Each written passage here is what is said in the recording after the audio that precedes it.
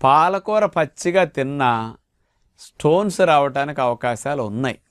అంచేత ఈ స్టోన్స్ అనేవి మనకి రాకూడదన్నప్పుడు పచ్చి పాలకూర ఎప్పుడు వాడద్దు. జ్యూసుల్లో కానీ సలాడ్స్లో కానీ మనం పాలకూర పచ్చిది ఎప్పుడు తినమనమండి అసలు ఎవరిని కూడా. అది మంచిది కాదు. టమోటాలు మనం వాడినప్పుడు కూడా జ్యూసులకి కొంచెం వాడతాం, ఎప్పుడన్నా సలాడ్లో కొద్దిగా వాడుతుంటాం, కానీ అది బాడీ విసర్జించగలుగుతుంది సహజంగా.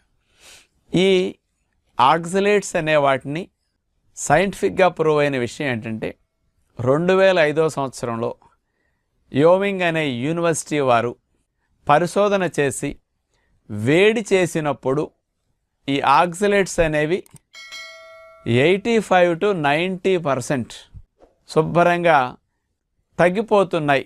వేడి చేసినప్పుడు ఇవి నశిస్తాయట.